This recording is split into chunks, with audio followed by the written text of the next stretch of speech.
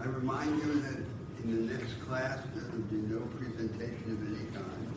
I don't intend to say anything, but I'd like everyone to come equipped with questions and remarks which may be related to your paper.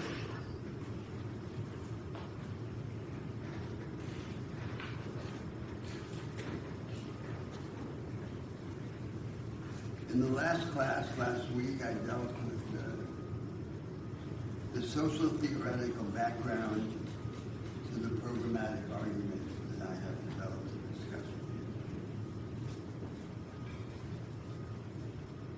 you. Not by outlining a social theory, a specific social theory, but by pointing in the direction of a family of theoretical theories, which we call proto-theory.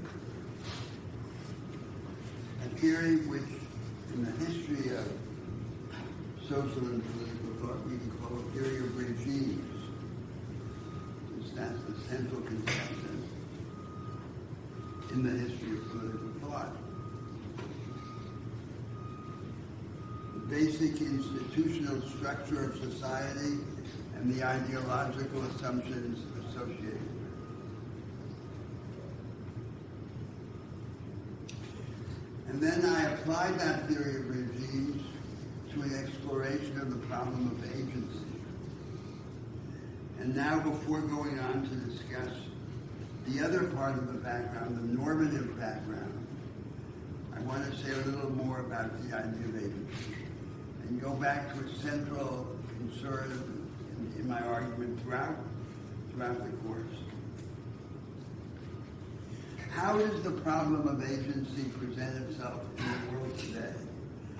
I return to an idea proposed at the beginning of the course. Most people in the world today are poor and disorganized, but their horizon of aspiration, rather than being proletarian in the fashion of the discourse of the left, is petty bourgeois. What they aspire to, by default, in the absence of other ways of expressing and realizing their ambitions, is a little farm, a store in the city, or a trade for which they can charge. They're not objectively part of a small business class, a petty bourgeoisie, but subjectively they have a petty bourgeois horizon of aspiration. And thus the term that I suggested, a subjective petty bourgeoisie.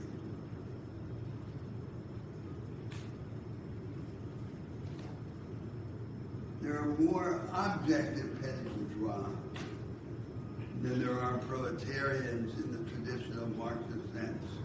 That's workers working in the capital-intensive sectors of the economy, especially in mechanized manufacturing. But there are far more subjective petty bourgeois than there are anything else in society. So this is the fundamental agent, if any social group is to be an agent.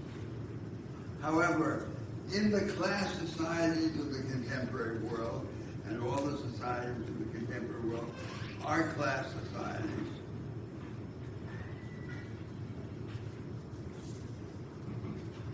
the subjective petty bourgeoisie cannot act alone. It can act only in alliance with a fraction of the elites, of the asset-holding classes. And thus, for there to be a substantial transformation in society, there must be a break in the elites. There must emerge in the elites, in the asset-holding class, a counter-elite. The predominant element in the elites in every society in the world today are rentiers of one kind or another. If not financial rentiers, then natural resource rentiers. Rentiers who charge a rent for the possession of a good, whether liquid capital or natural resources, rather than producing anything.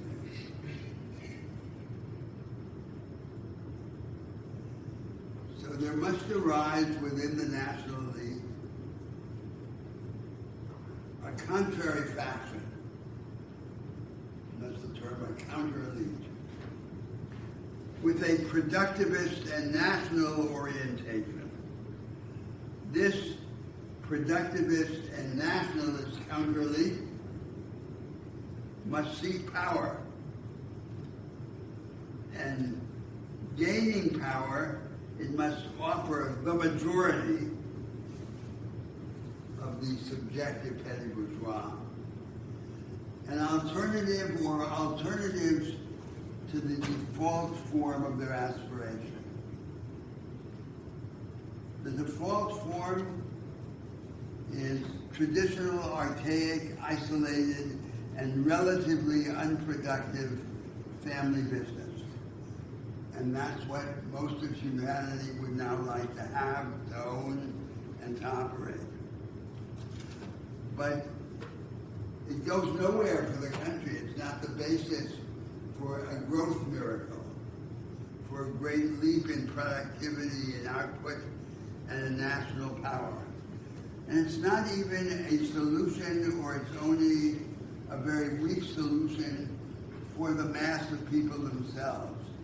The great majority of the precarious small businesses have a short lifespan, and at best, they provide a means of survival without any hope of embarking on a trajectory of ascending productivity.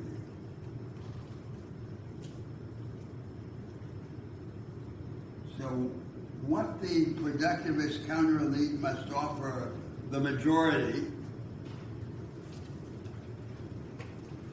of the subjective petty bourgeoisie is a productivist alternative.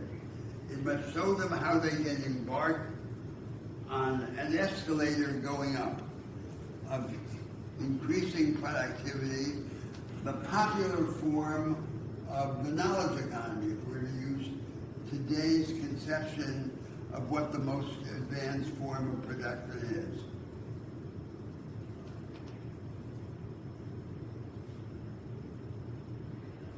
And that presupposes then the reinvention of the knowledge economy, because the knowledge economy today exists only in an exclusive and elitist form.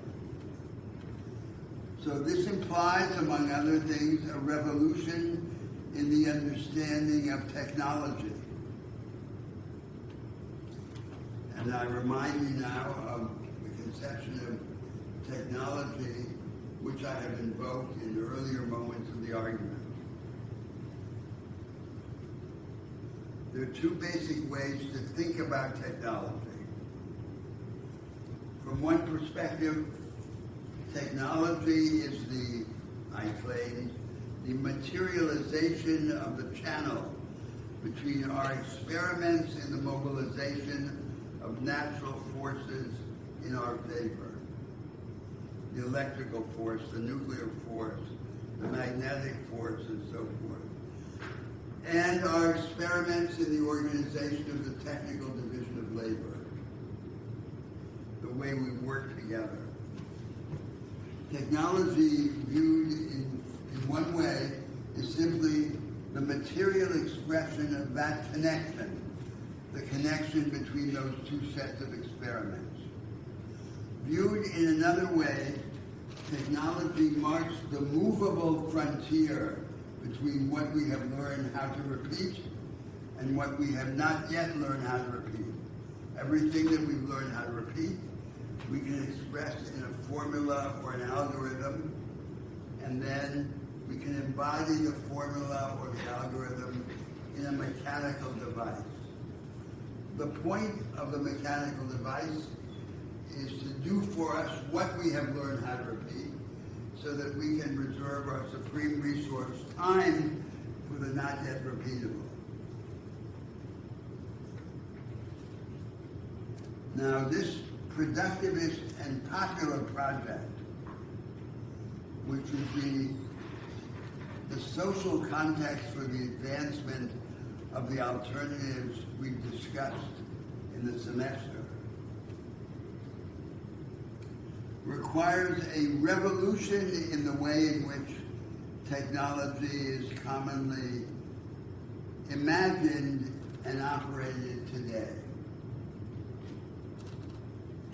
And I describe this alternative way of approaching technology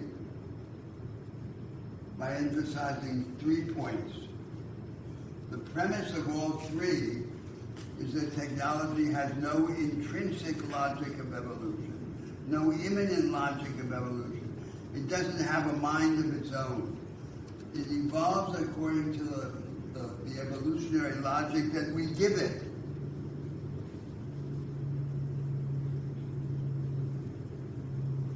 And for the alternatives that I've discussed in the course to be viable, we would need technology to evolve according to 3 principles.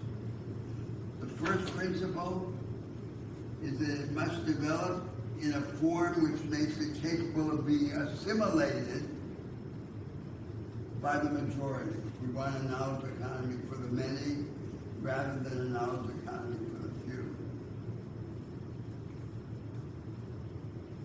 And that means by 2 major groups of people in these contemporary societies. On the one hand, by the backward, small and medium-sized firms of the peripheral economy. And on the other hand, by the multitude, the millions of individualized economic agents who have no stable connection with any business enterprise. The second principle that must shape the evolution of technology in this form is that it must be oriented not simply to the replacement of labor, but to the empowerment of labor. I said technology always replaces labor to some extent. The question is whether, in addition to replacing labor, it will also empower labor. And the third principle has to do with the ultimate goal. The ultimate goal is not to form a simulacrum of the human mind. The ultimate goal is to form the machine that is the alternative to the human mind, that has what the human mind lacks. We have imagination. The machine has computational power. And this vision of the ultimate goal applies today to the conception of artificial general intelligence, because the objective of the evolution of technology today, the predominant objective, is exactly that: to form a proxy for the human mind, to form something that is as close as possible to the human mind. To emphasize the replacement of labor rather than the empowerment of labor, and to form technologies that can be most easily appropriated by the giant firms with huge pools of liquid capital, rather than by the multitude of individualized economic agents or by the small and medium-sized backward firms. That's the fundamental idea of agency for this set of alternatives that we've been discussing in the course. They're for the majority. But the majority can only act in these class societies in alliance with the faction of the elites, and thus there has to be a division within the elites for these alternatives to emerge in the world. Now let me stop there because that's been a recurrent theme in the background of many of the programmatic arguments of the course, and ask you whether you would like to discuss some aspect of that idea. You see how it applies to the rich countries of the North Atlantic world. Its most direct application is to the poor or developing countries like India or Brazil, but it would apply to a country like the United States, where there is a division in the mass of workers between the relatively qualified workers who work in the penumbra, in the periphery of the insular knowledge economy, and the unqualified workers who are abandoned to precarious employment or precarious small business, and who have no ready way of embarking on this escalator up of increasing and inclusive productivity.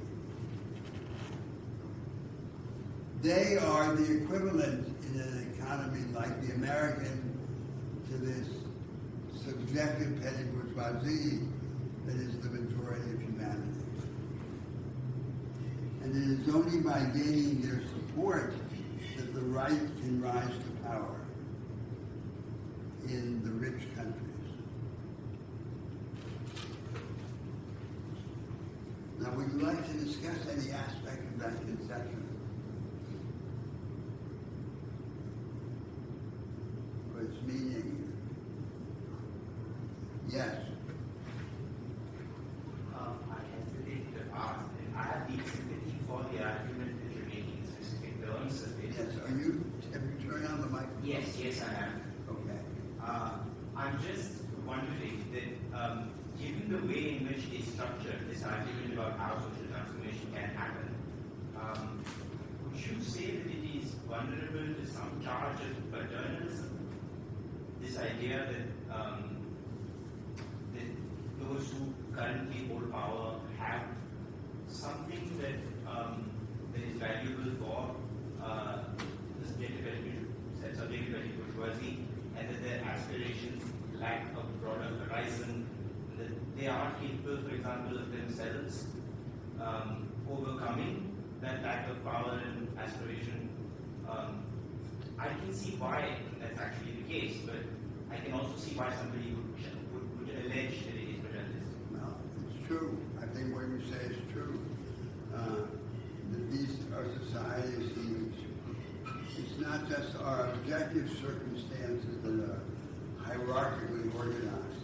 It's our subjective aspirations. So it's very hard for an ordinary poor person to imagine himself or herself elevated unless he or she has some form of higher education, or at least a popular equivalent to this education. So it's not as if there were the intention of leading by the hand the mass, but there have to be economic or political prophets who have to awaken the mass of the people to these higher possibilities. I don't know whether one would call that paternalism, but it does recognize that our dreams are also hierarchical in a class society. What's the alternative to that recognition? Now, the alternative would be revolution in the traditional 19th century sense, in which the masses act on their own motion, but the masses don't act on their own motion. Not even in these historical revolutions. They have leaders. They have leaders, for example, in the Chinese Revolution or in the Soviet revolutions. And it seems like a fantasy to imagine that the process of combustion can be entirely spontaneous in a class society. Now, what do you think? I was curious about the historical incidents of such transformations. Though you also suggested that many of these locations have been gradual rather than the division between what might have been was gradual. But I am curious about ideas that have been transformative in society that have spread not from the elite but from the ordinary practices of individuals. Yes. For example, move away from feudalism towards just economic processes. For example, which? Move away from feudalism towards self-employment in Britain, and therefore, by just the practice of doing so, gaining the wisdom of freedom that we don't have to be under feudal lord. So I think this is a very important point that agency, the possibility of agency has to be discovered. And for sure it can be discovered from the bottom up and not just from the top down. But the content has to come from somewhere. That is, the initial content and the initial steps can arise from the experience of popular organization and self-elevation. But the direction involves some partnership between the leaders and the masses in the real circumstances of these contemporary societies. Is that not so?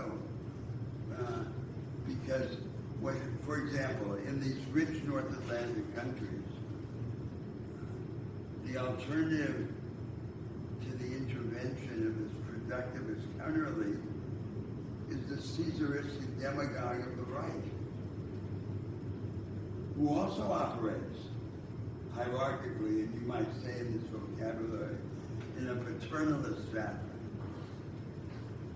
but in a way that smothers and suppresses agency rather than awakening it. Go on. I can see how in some circumstances, like in Britain, in the same example I was referring, where the transformation from feudalism to self-employment, mercantilism, and onwards, one question would be how pivotal the ideas of Smith, Locke, etc., were to the final ascendancy of democracy in that country, and whether it could have happened without those ideas. I would say it's the former. It required somebody to put them down. Where Locke and Smith, the elite, I guess, in a sense. But I'm also thinking about instances where countries that rose up into democracy with the hand held by the elite. I'm thinking of India here. There was an elite class that brought it into democracy after the British left. But what's happening now is that people are suggesting that elite was just a kind of veneer of liberalism, and so now there is a deepening of democracy, a different kind of freedom, where people are actually being given the choice to decide what they want to do, and they might be choosing badly, but they didn't have the choice earlier because they were being forced to think of something else. So it's something in the model of the elite deciding things for the masses. So is India not an example of a society in which the suppressed petty bourgeois aspiration is paramount? Does this picture of the subjective petty bourgeoisie as the majority not apply to India? It does apply, right? And so the traditional form, the easy way, the path of least resistance, is to approach this subjective petty bourgeoisie, promising simply a place within the existing structure, a possibility of rising within the existing structure through, for example, educational advancement. The question is, what's the form of agency and what is the political practice which offers it a chance to rise while changing the structure at the same time through its rise? And that's obviously a higher level of ambition. Now, it seems to me that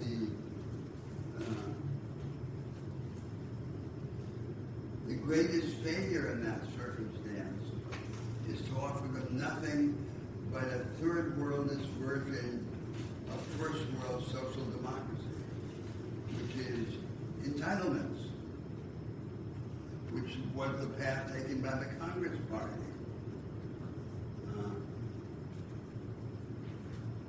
Which is no less elitist, but much less favorable to the awakening of agency. It seems to me those are the dilemmas. Now, of course, in this practice of transformation, the more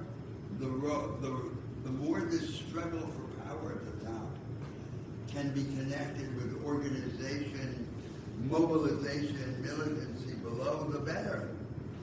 And the more accelerated the path. So that it's not just laying down the law to the masses. It's absorbing them in this process of awakening, of national awakening. That's much better.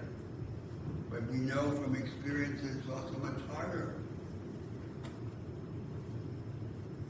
And one question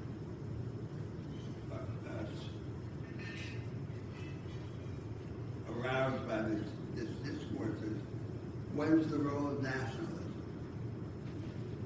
And in general, the progressives, the leftists, have been ambivalent or hostile to nationalism. But the truth is that the national idea has tremendous transformative potency. And this process that I described, this awakening, this mobilization of the subjective petty bourgeoisie, must be associated with the national idea. Because the national idea is the recognition that this discovery is not simply a form of individualist selfishness, but it's a collective discovery, a collective process, that there's a national fate, a community of fate, and the idea of the community of fate is, at the end of the day, an egalitarian idea. It's an idea that we're all in it together. And it can be reinforced by concrete programmatic ideas, like the idea of national service. So it's not simply a collection, an aggregation of selfish, materialist egotisms.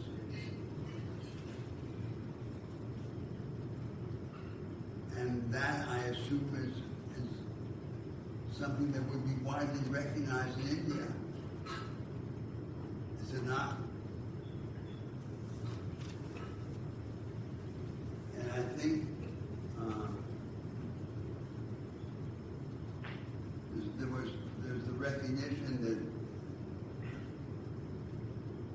that Gandhi's influence cannot be understood apart from his devotion to the national idea.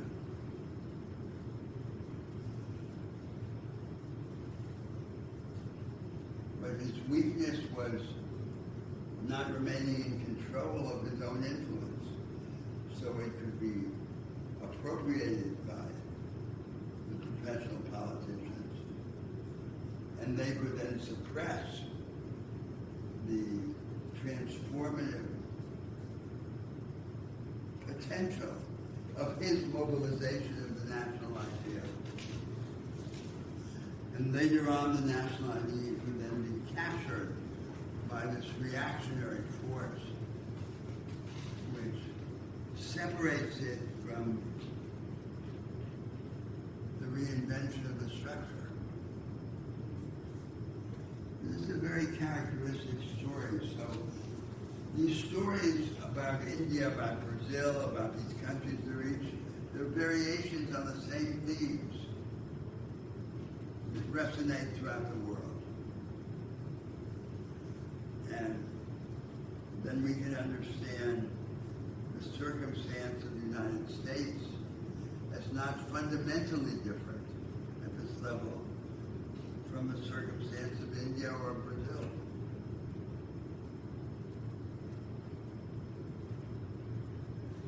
Yes. What do you see as triggering that division between the productivists and the financial elites? Well, because I think that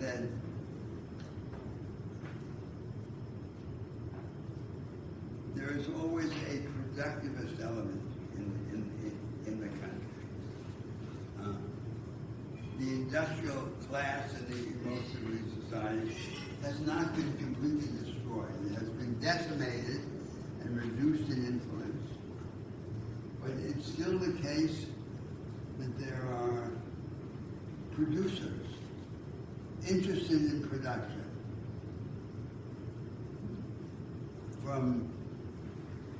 who are leftovers or residues of the earlier episode of import substituting industrialization, or who are in the new wave of the knowledge economy in its insular form. So not everyone is a rentier. Not everyone is in this attempt, in this predatory attempt to be a parasite on the force of the production. So there's a latent tension between the value creators and the value subtractors, between the producers and the rentiers. And in other words, the tension is not just a fabrication. It appeals to a latent contradiction. And it's the latent contradiction which we're trying to make explicit. But the latent contradiction is, of course, not just something that's there as a natural object, but something that's desired. So I would say that the entrepreneurs who are more nationalist or patriotic also typically want not to be just rentiers. And so like everything in society, it's not either there or not there. It's there latently, and it's there more in relation to an idea, an ideological aspiration. I'm curious if you see potentially the starts of it in the United States right now with the Trump economic policies. I know the insistence on tariffs and trying to revive manufacturing here, and I know Steve Bannon has talked about the U.S. global financial dominance has been actually bad for the American people, and that that's actually a target of at least big. And what are you asking about? Could that lead to a sort of crisis Yes, that kind of sharpens that I think conversation between? that is if you like, an archaic form of the desire for a culture of production. So the idea that you would reestablish industry in the United States, and you would reverse offshoring, that's a typical idea of the contemporary world. It exists in a right-wing form and a left-wing form. The left-wing form is the industrial policy of social democracy. Social democracy also wants to establish limits on free trade, on offshoring. So it doesn't accept the idea that this past vanguard is gone forever. It's not going to come back. So the traditional economic policy simply wants to buy a few more years, an afterlife for this exhausted form of production. On the right, or on the center left.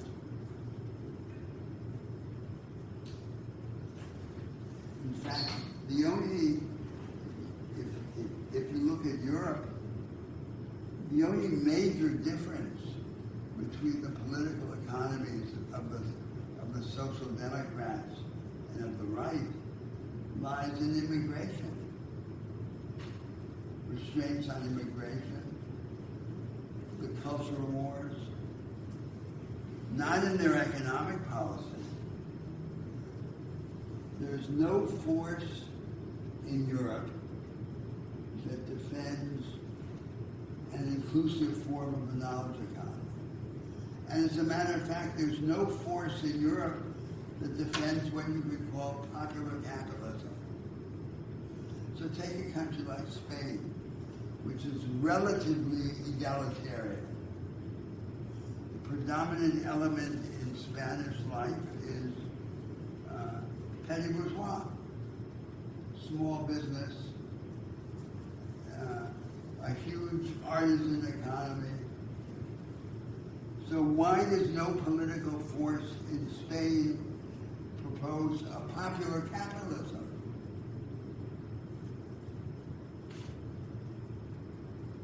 So there's an extraordinary restriction of the productive options that are proposed to the people. So in a country like Spain, there's an elite structure. The monarchy is part of it, the leading parties, and they act as lobbyists and supporters of the major Spanish companies, the companies listed on the stock market. But that's not the predominant element in Spanish society. So the predominant element in Spanish society is this mass of petty bourgeois. No one speaks for them. This is one of the mysteries of the contemporary world.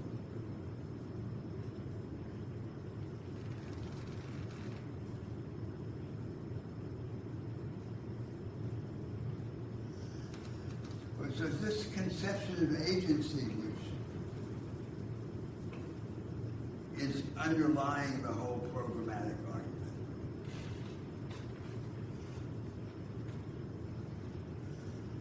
And now I want to then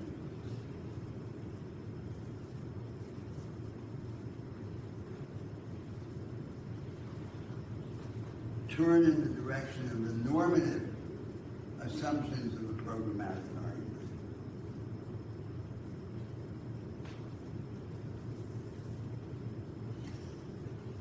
And let me begin with a very abstract theme, which is the theme of human nature.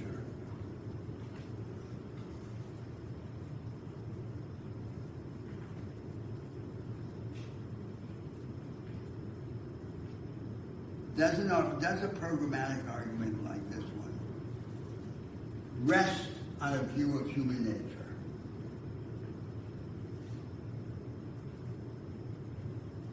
So first let me make a general point of method.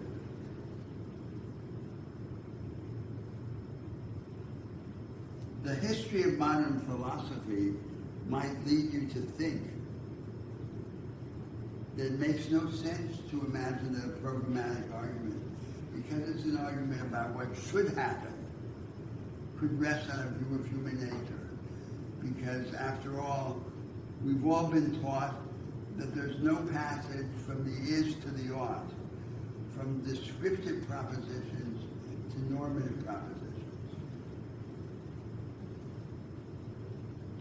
And the locus classicus for this idea in modern philosophy are the passages in the works of David Hume which make this point. There's no passage from an is proposition to an ought proposition. But these statements of David Hume occur in works in which he himself presents a view of human nature and passes from that view of human nature to an ethical conception. So if that was his view, he was the first person to violate it. Now, how are we to understand this? My understanding of it is that the objection to passing from the is to the ought is an objection that applies proposition by proposition to particular propositions and their consequences. But the more general our view, the more comprehensive, the more the distinction between the is and the ought crumbles. If we have a general view of humanity, that view has implications for how we should organize society, for how we should conduct our lives. So the more comprehensive the view, the less it lends itself to the simple, crystalline distinction between the is and the ought. And we see that in all of the religions, because one of the characteristics of a religion, of a religious discourse, is that it undermines the distinction between the is and the ought. It is a view of the world, of human life, of our place in the world, which has implications for how we should live and for how we should organize society. And in every religion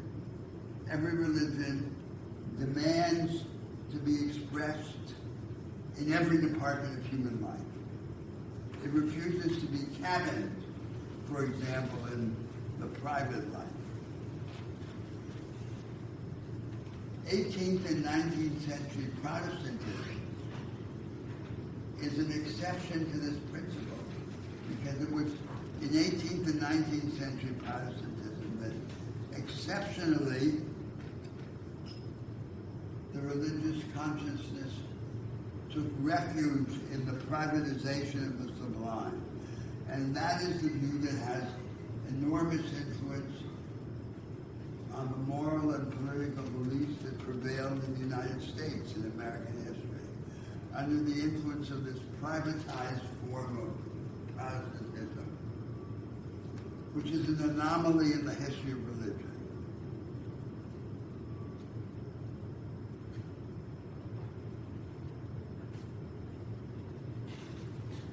Now, thinkers like John Stuart Mill held the view that the basis of a political doctrine is a conception of human nature. This is the word inverse pyramid. The fulcrum, the basis, is a view of human nature, and the particular propositions are inferred from it.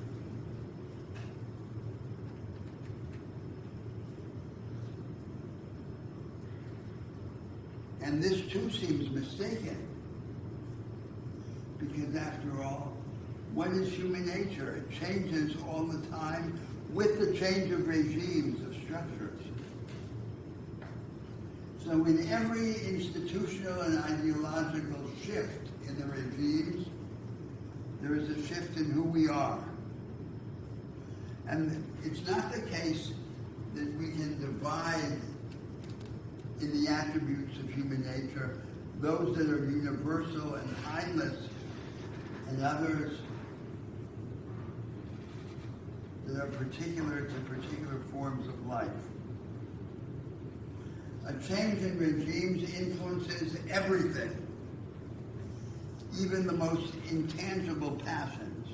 For example, the way we feel jealousy, or the way in which we despair. All of our supposedly private and intimate emotions are colored by the transformation of the structure.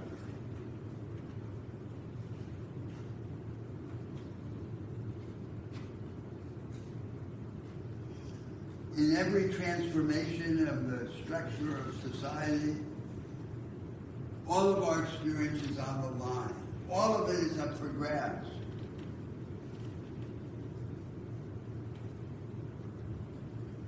Now that could lead you then to think that we're just like a plastic clay that could be reshaped easily. And that's false. Because when we change only at the margin. So a fatal objection to any programmatic proposal is that it requires for its implementation a radical change in what we are like now. So what is a deflationary account of the idea of human nature?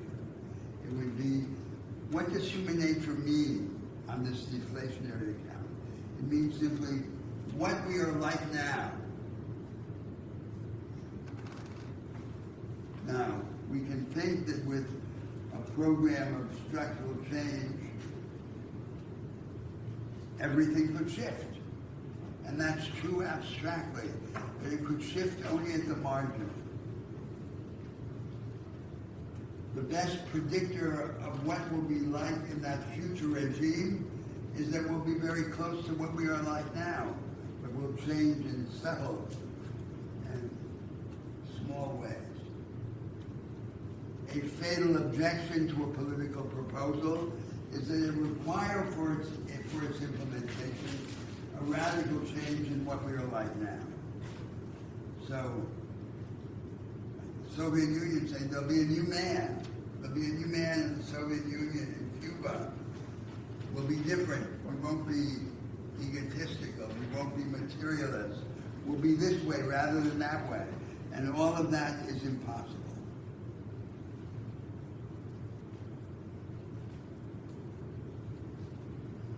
So every radical transformation of society has also the consequence of shifting our experience in one direction rather than another. That's related to the objection to the central premise of classical liberal theory, which is that there's an impersonal right. The good is sectarian, our visions of the good, but the right is neutral and compatible with these sectarian visions of the good. There is no neutral order of right because every way of organizing society and the law tilts the scales in one direction rather than another. And that's why I argued earlier in the course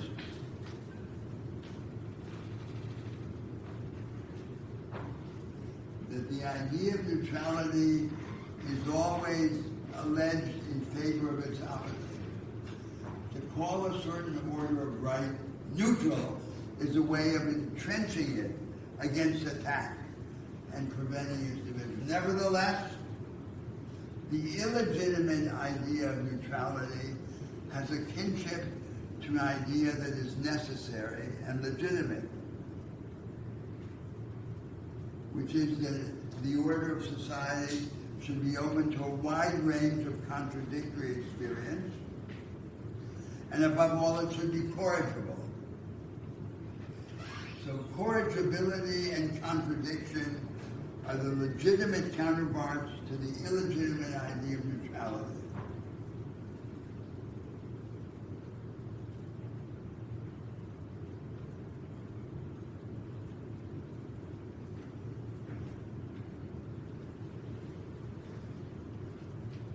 So in this programmatic argument, in any sustained programmatic argument, there's an argument about our moral evolution in the future. Every programmatic argument is an argument in favor of our transformation in a certain direction, recognizing that we're not a plastic clay that can be reshaped freely, that we're a certain way. It's not that we have an essence. We have no essence. And we can't separate the variable features of human nature from the universal ones. The unchanging from the changing. Because everything potentially can change a little bit or slowly. So it's about a contrast of directions in our future evolution. Now, given those claims, then let me return to an idea about the revision of our understanding of what distinguishes the right from the left from the right, the conservatives from the progressives. The traditional form of the ideological dispute in the world is shallow equality against shallow freedom. Shallowness means acceptance of the established institutional and ideological structure. So on that view, the leftists or the progressives are those who prioritize equality against the background of the established institutions of the state and of the market. And the rightists or the conservatives are those who prioritize freedom. So it's shallow freedom against shallow equality.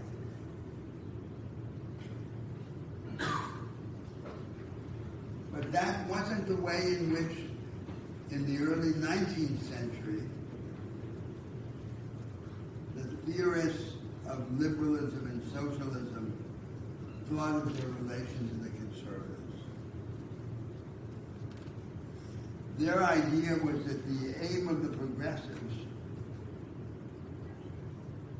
was not to humanize society, it was to divinize humanity. That we become more human by becoming more godlike. Not with respect to the divine attributes of omniscience or omnipotence, but with respect to the divine attribute of transcendence. We become more human by sharing more fully in the divine attribute of transcendence. There is always more in us,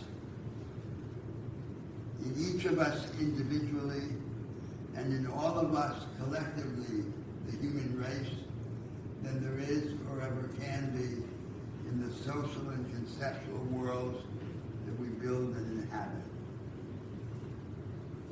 They are finite in relation to us, and we are infinite in relation to them. That was the idea.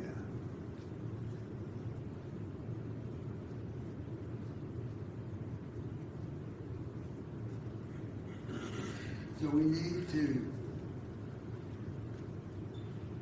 question this conception of the division between the right and the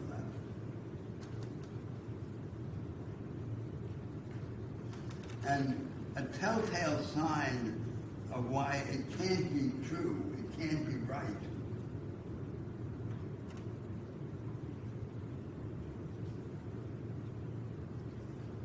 is provided by the contemporary theories of justice, of distributive justice, like the Rawlsian theory of justice.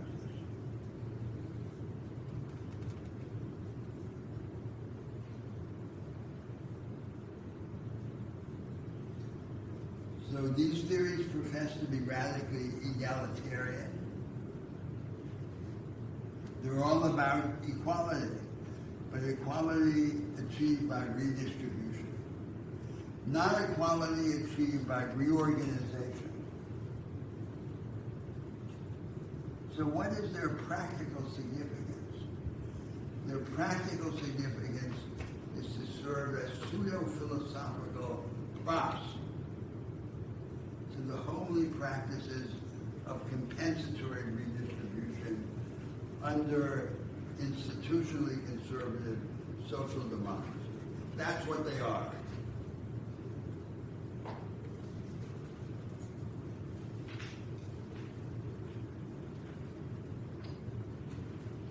If you reorganize the economy and the state, you would never reorganize it just to achieve an increase in equality.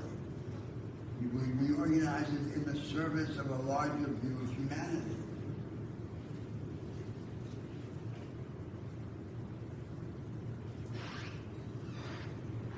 So what is the alternative conception of the division between the right and the left?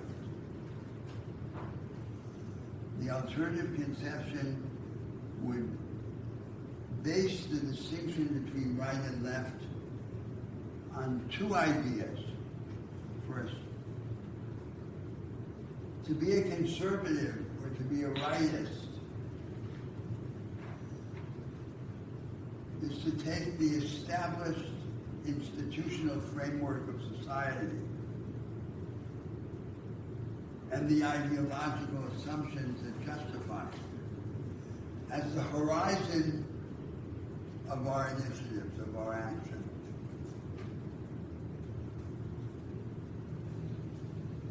If, for example, we want freedom within that structure, or freedom as that structure defines freedom. And the conservative or the leftist is the one who is willing to transgress the boundaries of that established structure. That's the first division, the first criterion of division between right and left. And by that standard, of course, the institutionally conservative social democrats are conservatives and rightists and not leftists or progressives. The second criterion for distinguishing the right from the left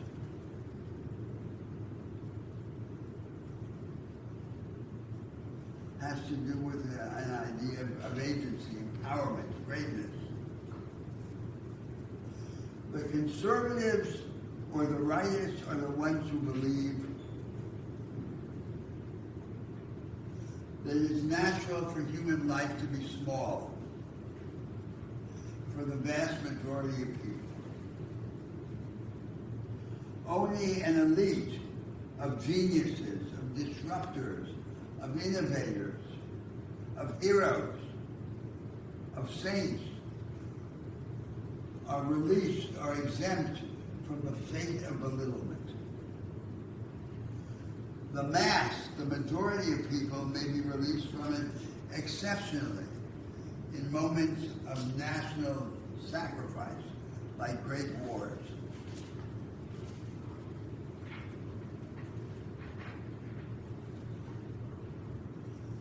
And that's why the war is seen as lifting the ordinary human being out of the long littleness of life.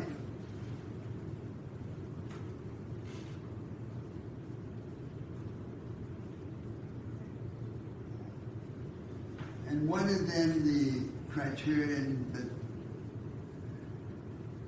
defines the progressive or the leftist by the second standard?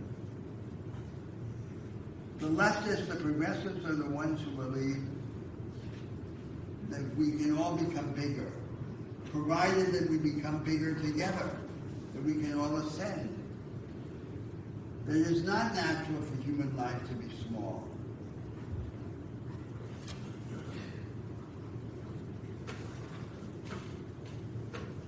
And that's what I propose as the redefinition of the distinction between right and left. The combination of these two criteria, the criterion of accepting or not accepting the established institutional framework as the horizon, and the criterion of accepting or not accepting the idea that human life should be small.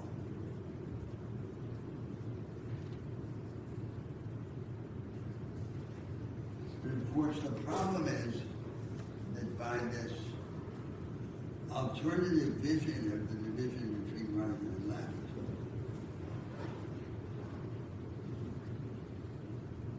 almost all the self-described progressives or leftists in the world are conservatives.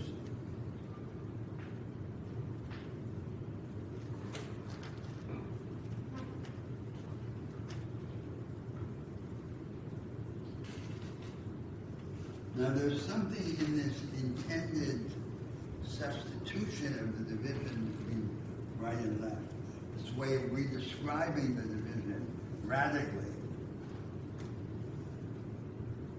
it is associated with an empirical claim that I want to defend, and I've mentioned before, and that is that in politics, the force that controls the agenda, that defines the agenda, is the force that most credibly represents the cause of energy, of human energy, of innovation, of construction. Not the force that sugarcoats, that humanizes. So if you ask, what do the progressives on the whole represent today in the world? They are the humanizers of the inevitable. What is their program? Their program is the program of their conservative adversaries with a human face. What is their project? Their project is the project of the right with a humanizing discount. That's a losing position in politics. So this philosophical claim that I just made about the division between the right and the left is in fact connected to an empirical idea about the source of authority and energy in practical politics.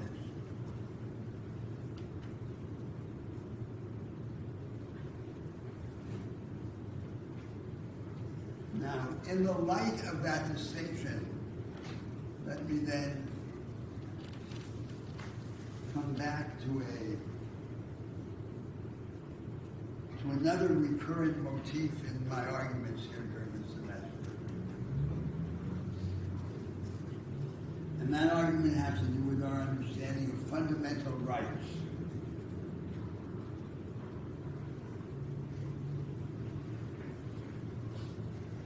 What is the purpose of a fundamental right? How do we define a fundamental right? By a combination of a technical characteristic with a teleological characteristic, with an objective. The technical characteristic is we take something out of the agenda of short-term politics in order to protect it. For example, through its constitutional entrenchment, so that you can't change, you can't easily change. It's not subjected to the comings and goings of short-term politics. And why do we do this? We do this paradoxically with the intention of enlarging the agenda of politics. We make it more rigid. We take something out of it. We empty it out of something for the purpose of expanding it.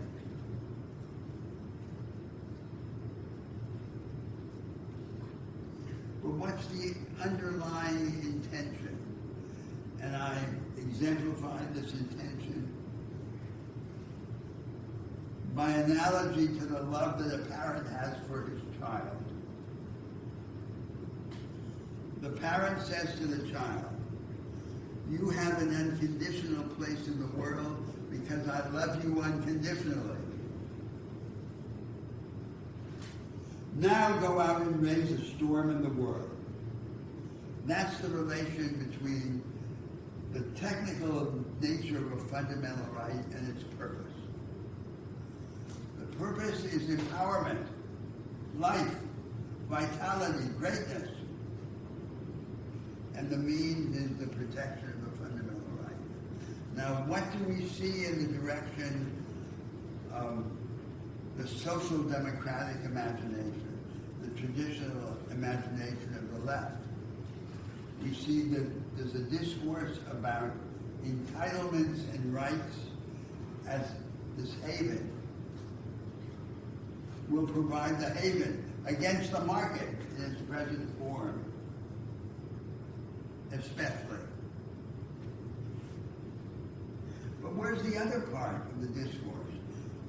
The haven, we give the haven so that there can be a storm. the storm of innovation, of creation, of imagination. That's the part that's missing in the discourse of the Social Democrats or the leftists. The haven is just the reverse side of the storm in this larger idea of the left, of the progressives.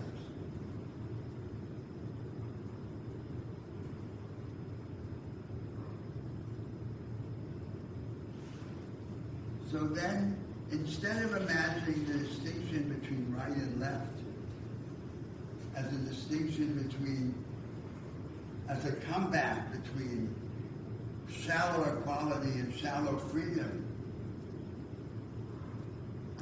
we imagine the position of the left as being an idea of deep freedom. The aim of Karl Marx or John Stuart Mill, of the liberals and of the socialists, was deep freedom, not shallow equality. So in other words, the objective was not to render society equal. Entrenched inequality cannot be accepted because it is an insult to deep freedom. We become greater together, we rise together. And that's why we can't accept extreme or entrenched inequality. But we don't want a mechanical, arithmetical equality of outcome or circumstance. No one wants that in the modern world. No one wants to be like the image of ancient Sparta, in which they're all alike, all poor and obedient and monastic, that has no charm, no attraction for us. We want to be big, bigger, together, not in the form of this elitism in which a few are big and all the others must be small.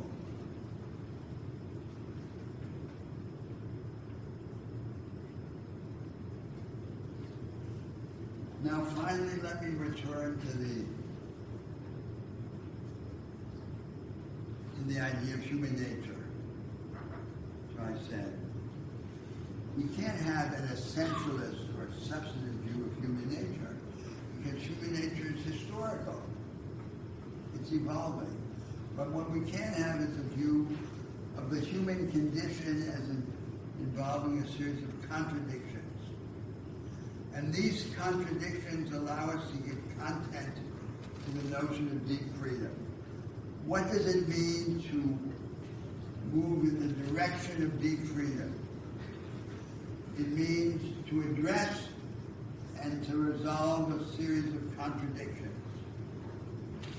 And we resolve them in the space, in the biographical time of the conduct of life, and in the historical time of the organization of society.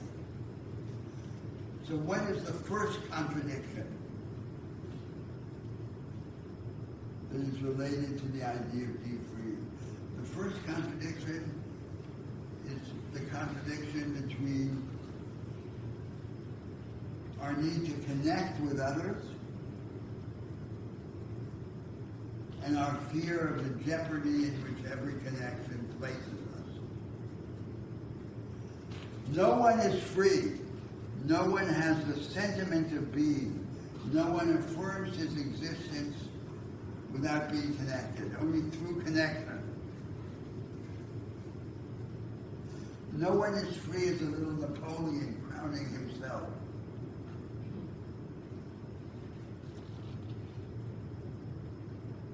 But every connection threatens us with subjugation and loss of personal distinction. So what is the first meaning of deep freedom? The first meaning is to be free through a connection that does not subjugate us.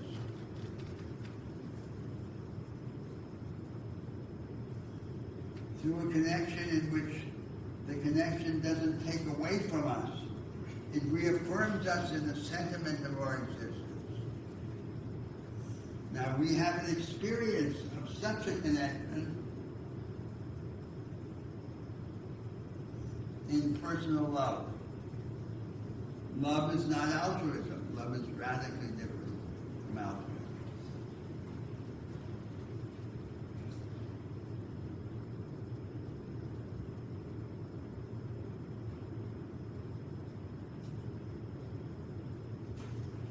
The subject matter of altruism is the sacrifice of self-interest to the other.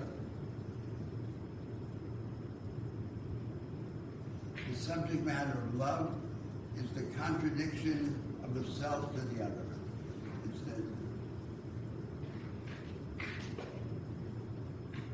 It's our ambivalence to the other and our ability to overcome this ambivalence. In love, there's always a cognitive threshold. The threshold is the ability to imagine the other,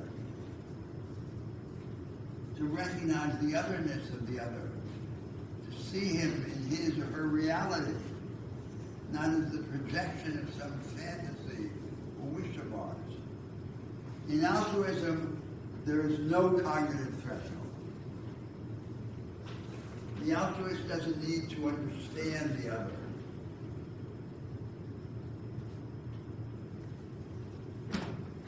Consequently, the price of love is always the heightening of vulnerability. Because love can be rejected or rebuffed. It can fail. Altruism may require sacrifice, even the sacrifice of one's life. It requires no inner jeopardy. It's unilateral. So love is a solution to the problem of the self and others, but only in life among intimates, not in life among strangers. And then, thus we have to ask, what is the counterpart to love in life among strangers? And the answer is, the counterpart is cooperation.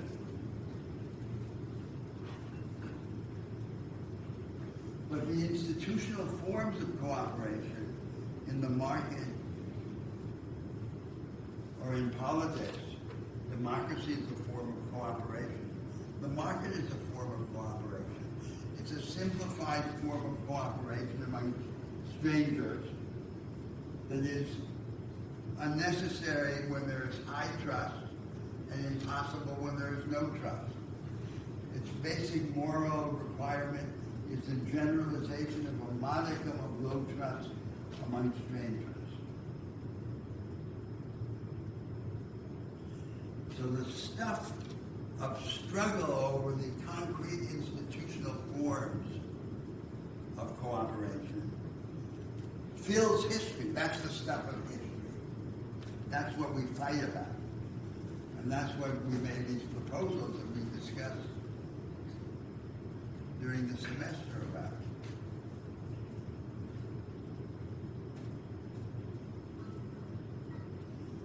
Now, the second context in which the problem of freedom arises is the relation of the self to a social world, not to a particular other, but to a society, to the world of social life. And the problem is this: to be free, we must engage in the real world. No one is free alone in the forest.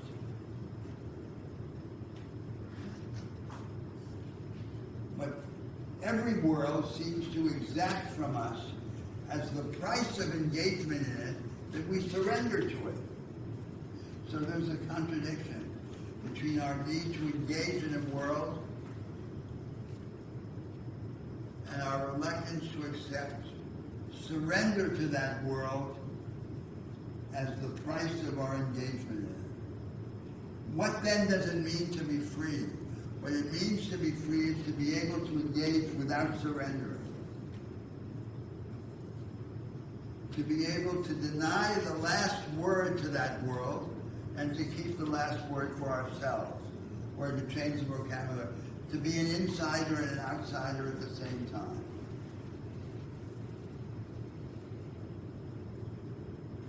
And what we must therefore require of the social worlds that we build, the forms of economy, the forms of politics, is that they allow us to engage while resisting, while continuing to resist, that they not require from us total obedience and surrender. Then we're free. If somehow we can combine engagement with resistance. And that's why it's so important that these institutional orders that we organize facilitate their own revision, allow us to resist them, allow us to escape from them, and not become prisons.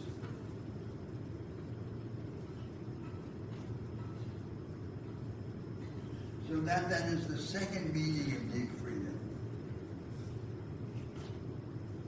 Deep freedom is engagement without surrender. As deep freedom is connection without subjugation. The third meaning of deep freedom is in the relation of a self to itself. To be free, we have to form a habitual way of being, of thinking, of seeing the world, what the Greeks called a character. And they said, character is destiny.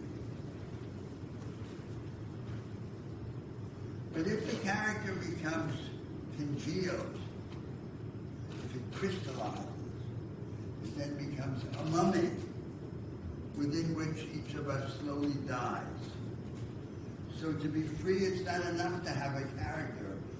We have to be able to disrupt the character that we have created from within, to break out of the mummy.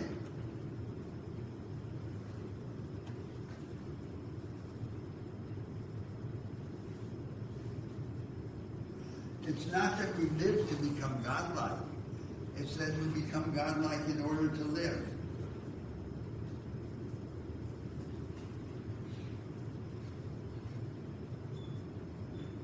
And thus we must demand of the forms of social life that we create that they help us, that they make it possible for us, not just to form a character, a way of being, but to prevent that way of being from becoming this icon that sucks the life out of us.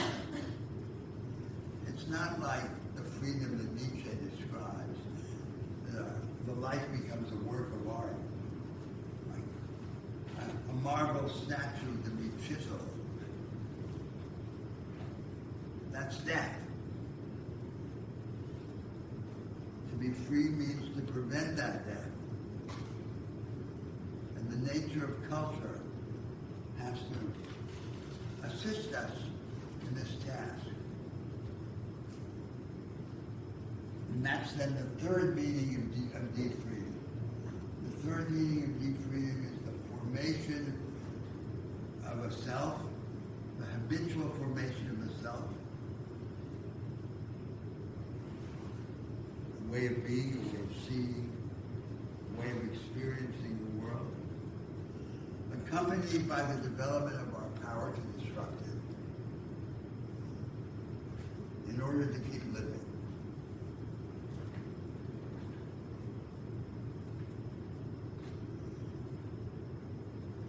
So my suggestion is that one of the ways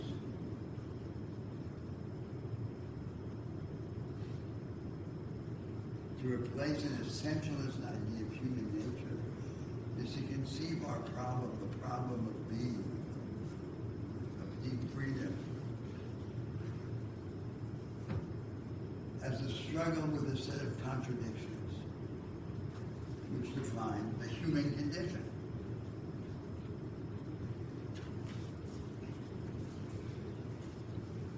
And create the basis for an affinity between the task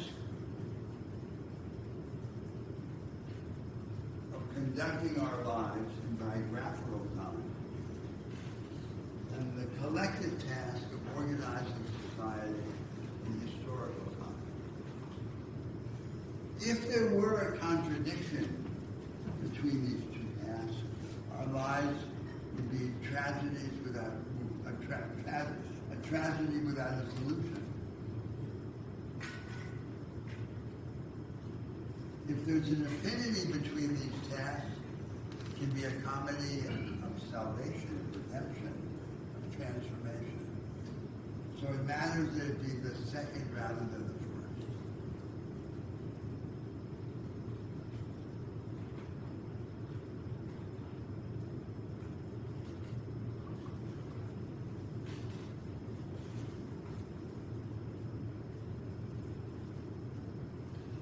So, for example, there is an affinity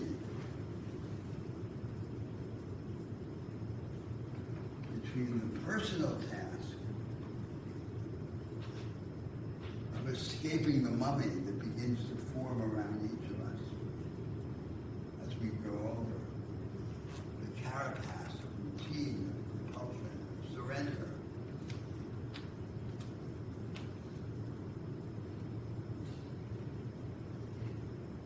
And the social task, or the political task, of creating a society which has the power to renew itself, that facilitates its own revision, that organizes its own deconstruction.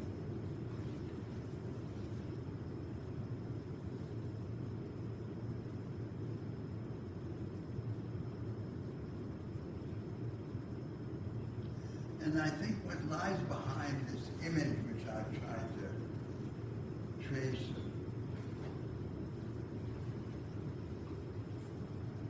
contradiction in its management, is an idea of transcendence. A picture of humanity, a picture in which our essential attributes are finitude and transcendence.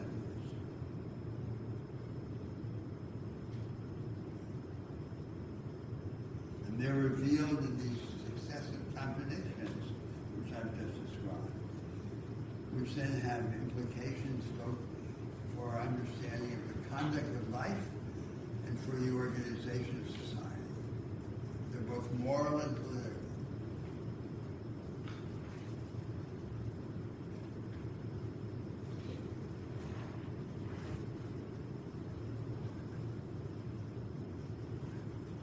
Well, that's all I wanted to say by way of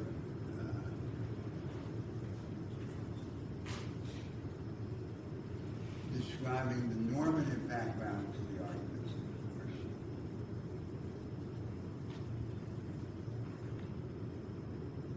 Now, your observations, please.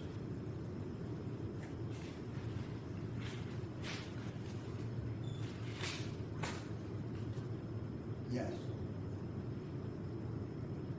I guess I think back to Edmund Burke and sort of the idea that by doing one's duty and submitting to a society and preserving old standing institutions, one can become godlike. So do you think that conservatives have also lost this appeal to a greater authority? And will that make it easier for progressives to develop a new way of trying to find transcendence and divination? I'm not sure I understand your question, but I think that the underlying this, talking directly to Burke,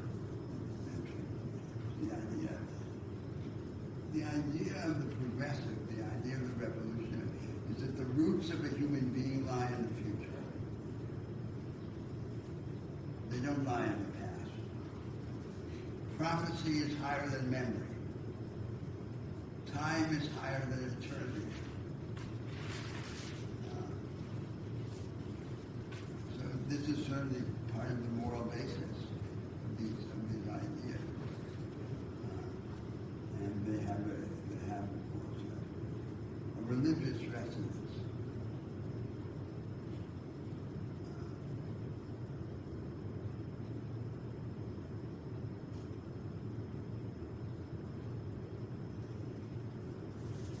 So I think I should also remind you of the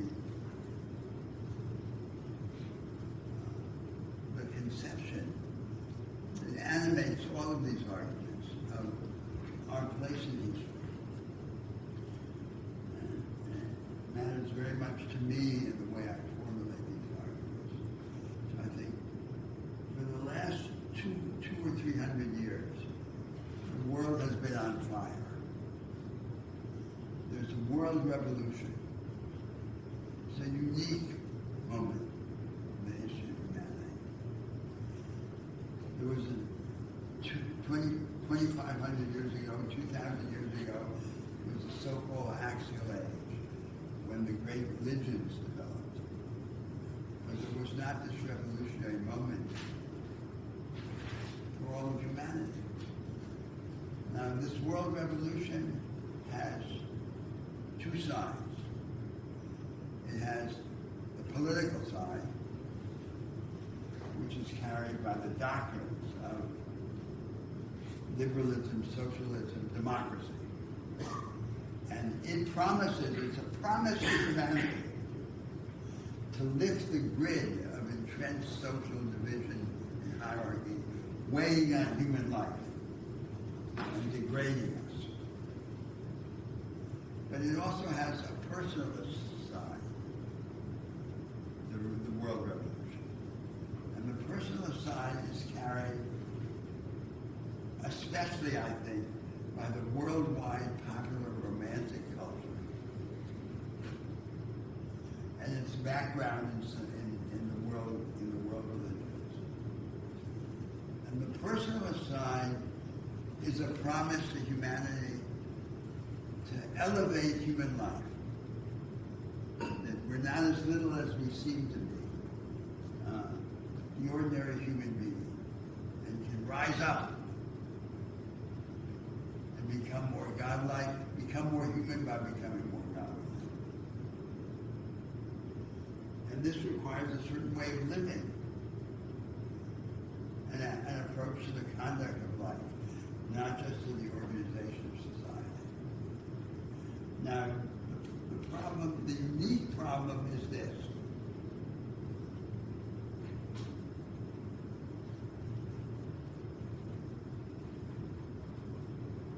This world revolution remains the most powerful project in the world.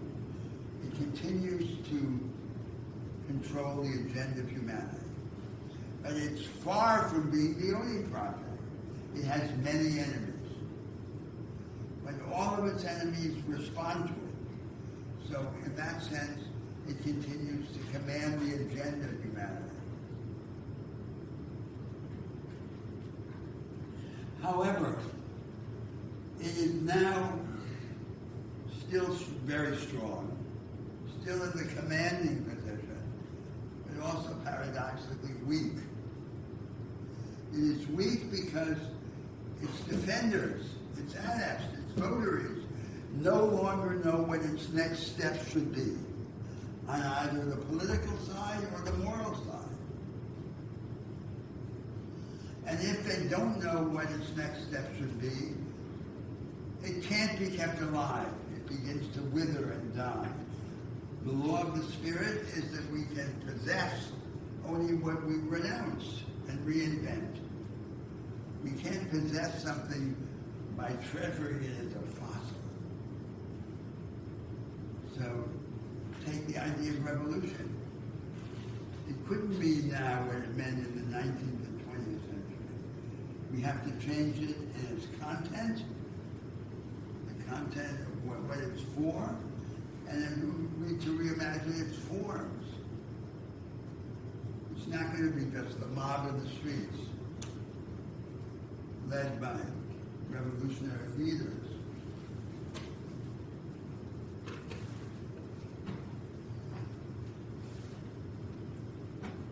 So, hopefully,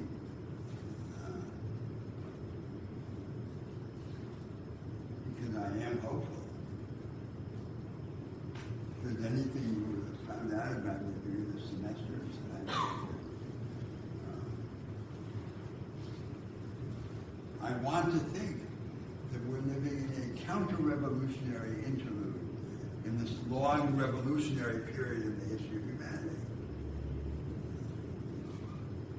And I desperately don't want my thought and my actions to be shaped by the biases of this counter-revolutionary interlude.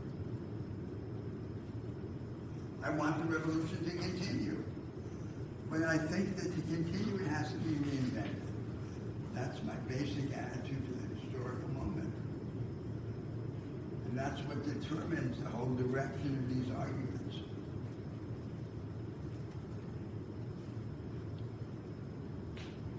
Now, there's a further problem.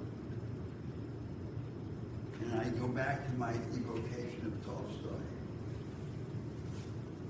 You know, in War and Peace, Pierre Bezuhoff looks up at the sky and he sees Halley's Comet. Every 90 so many years, Halley's Comet reappears. And he sees in Halley's Comet a presage of Napoleon's invasion of Russia, which will lift everyone up out of their ruts. Everything will be thrown into a commotion. People's lives will be shaken.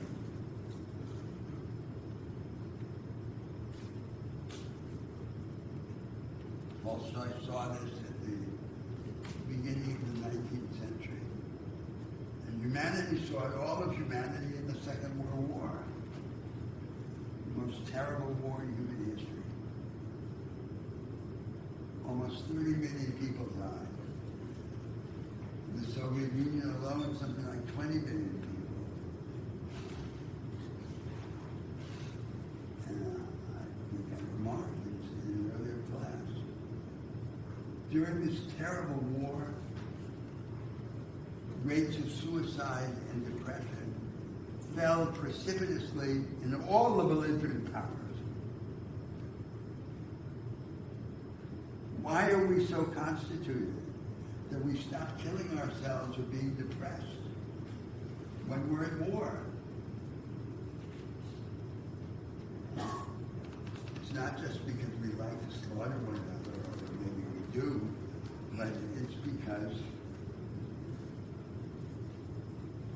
we all want to live for something larger than ourselves. The secret of happiness is to be able to forget yourself, to lose yourself in something larger.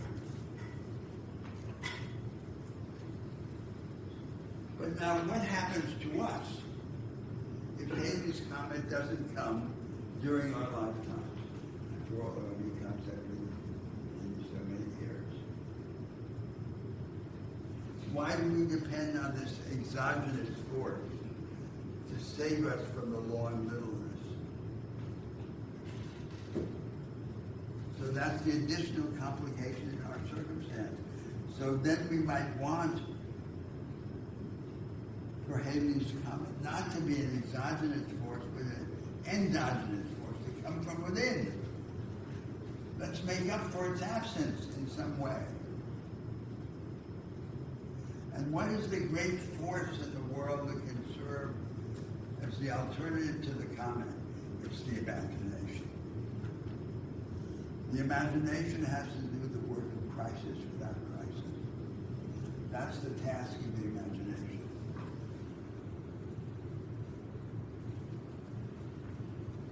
And that's the background to the task.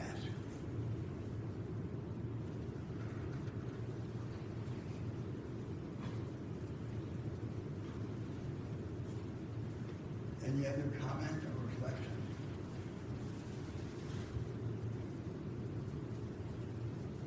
Yes. When you were speaking about the imagination taking place in crisis, I think in the leadership context of how the media speaks about the border and creating a way a crisis that's bigger than what it is to ensure that policymaking can get more restrictive. So how do we, what safeguards, what do we do to ensure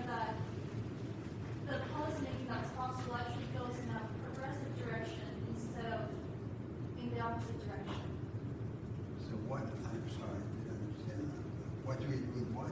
Yeah, if the only thing that we're taking away is the crisis, so we can use imagination and we can use experimentation to make a lot of different policies. What are we doing to make sure that those policies are actually progressive instead of more conservative? And I was thinking of immigration specifically and how the crisis. Well, it's not like they're natural events that happen in one way. We can't be sure. We have to make them one way or another way. We have to make them that way. Alfred North Whitehead, a philosopher, and one of the few philosophers who represented the cause of temporal naturalism, said, the business of the future is to be dangerous. So, I'm not relying on something like the Marxist narrative. It says history is on our side. So we have all these narratives in the history of social theory. The religious narrative says we have a friend who's in charge of the universe. That's the best possible news. There's no news better than that. But it may not be possible to believe it. Then the Marxist narrative says we don't have a friend who's in charge of the universe, but we have a friend in history. There's a script. The script has already been written out, and the script guarantees the liberation of humanity. I don't believe in that either. I believe in radical contingency. There's no such script in which the narrative is predetermined. So we don't guarantee that there'll be a good result. It could be a terrible result. But we create the future. We don't just predict it. There's no future pre-written. So that's my basic attitude. I'm not describing these forms of social life in the way that Marx describes the future of communism. There's no story written out for us. There's a story that we're going to write or not write. Now, the problem is that these projects that we discuss are projects of society in historical time. And we don't live in historical time. We live in biographical time. So the individual wants the alternative to appear in his own lifetime. But his own lifetime is very short. So one of the roles of our moral thinking, our thinking about the way we conduct our lives, is that ethics has to make up for the failures of politics. So given that our projects that matter most to us are projects that may not come to pass in our time, what consequences will we draw from that, from the way in which we conduct our lives? And that leads to another set of debates about how we should live.